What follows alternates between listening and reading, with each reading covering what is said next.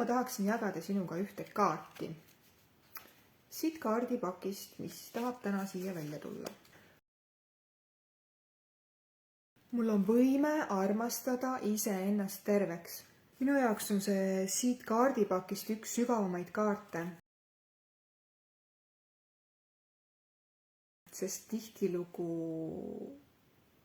me panemegi selle ootuse või lootuse endast väljastpoole. Justkui usume, et keegi väljastpoolt saab meid terveks armastada.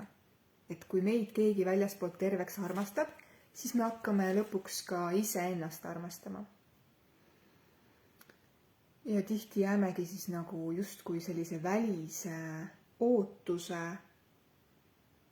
ootele. Aga me saame ise tegelikult päris palju enda jaoks ära teha, et tunda iseennast õnnelikuna, armastatuna ja päriselt justkui minnagi peegli ette ja tundagi päriselt sisemiselt, et oh my god, ma armastan täielikult ennast täpselt sellisena, nagu ma olen. Ja mitte välimust ja mitte mingit sellist välist asja endas, vaid enda sisemist olemust, seda ehedat, puhast mina, kellena ma siin olen ja kellena mind loodi. Ma mäletan, ma ei suutnud kunagi mingi aeg tagasi, mitte väga kaua aega tagasi, ma ei suutnud isegi loetleda asju, mis mulle enda juures meeldisid. Tuli 2-3 asja suure punnitamisega ja ma ei osanud mitte midagi rohkem iseenda jaoks, iseendale öelda, mida ma iseenda juures hindan ja armastan. Mul tuli plokk ette, ma ei osanud ja ma sain aru sellel hetkel, et ma ei ole iseennast vastu võtnud sellisena, nagu ma olen. Ma ei armasta ennast, ma ei väärtusta ennast. Ja ma ei osanud teha, ma ei osanud iseennast armastada, ma ei saanud aru, kuidas see käib.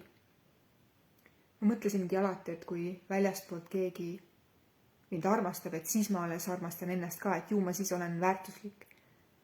Aga tegelikult on see täiesti vastupidi. Et kõigepealt tuleb iseennast armastama õppida. Kui ei oska, siis seda saab õppida, see on täiega õpitav, seda saab õppida.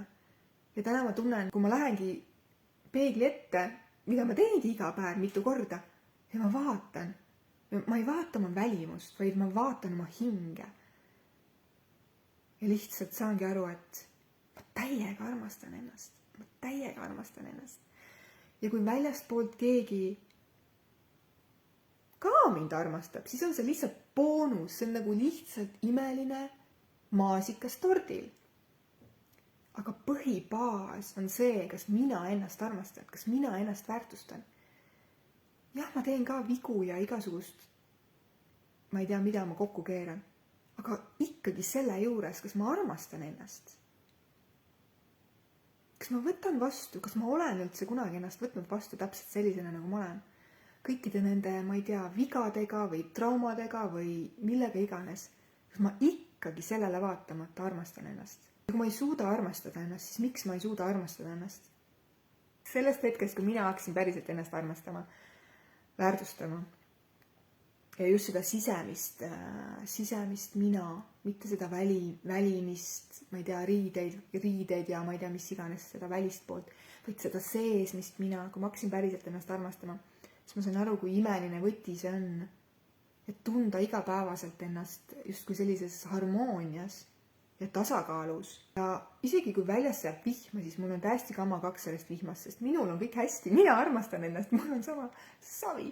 Ma ei tea, miks see vihma teema siia tuli, aga ma olen tähele pannud, et kui inimesed ei ole kooskõlas oma sisemise mina pildiga, neile ei meeldi enda sisemine mina pilt, siis nad näevad hästi palju vigu ka välises, kas siis ilmas või kritiseerivad asju, mida tegelikult ei peaks kritiseerima. Ja siis ma saan aru, et nad tegelikult ei armasta iseennast. Ja nad kritiseerivad ka iseennast. Ehk siis õpi ennast armastama, ennast väärtustama